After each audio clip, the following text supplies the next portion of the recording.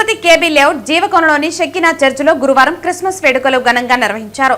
Senior pastor Arul Arasu ఆధ్వర్యంలో ప్రత్యేక ప్రార్థనలు చేశారు.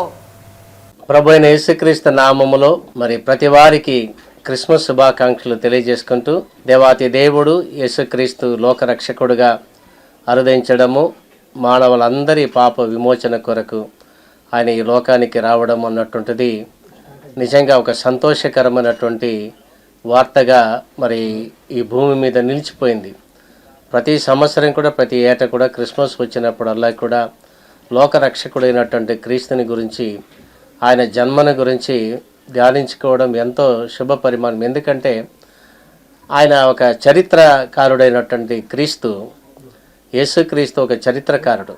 ఆయన జననము, ఆయన జీవించిన విధానము, ఆయన ఎంత మృదువైనటువంటి జీవితం జీవించాడో, ఎంత శ్రేష్టమైనటువంటి మంచి మార్గమును చూపించి సత్యములో నడిపించి సత్యములో జీవిస్తూ అనేకుల్ని ఆ మార్గంలో నడవాలని, నేనే మార్గము సత్యము జీవమని చెప్పినటువంటి ఏకైక దేవుడైన, నా ద్వారా తప్ప ఎవరికి కూడా పరలోకానికి దేవుని రాజ్యంలోకి రాలేడని ఆయన ఖచ్చితంగా చెప్పినటువంటి దేవుడు. ఎందుకంటే ఆయన ఆ మాదిరిగా చూపించి వెళ్ళాడు. ఆయనే పరము నుండి భూమికి వచ్చాడు.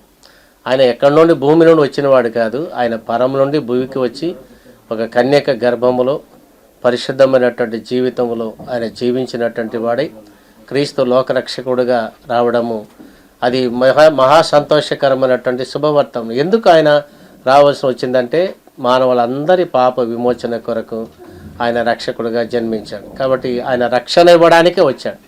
పాపులను వెదకి రక్షించడానికి యేసుక్రీస్తు లోకానికి వచ్చాడన్నటువంటి మాట నమ్మదగినది. కాబట్టి ఆ మాటను బట్టి ప్రజలందరికీ రక్షణ భాగ్యాన్ని ప్రభు అనుగ్రహించడానికి వచ్చాడు. ఈ శుభ సందర్భంగా తిరుపతి పట్టణ ప్రజలకు క్రైస్తవ సమాజానికి అందరికీ కూడా క్రిస్మస్ శుభాకాంక్షలు తెలియజేసుకుంటూ ఉన్నాం.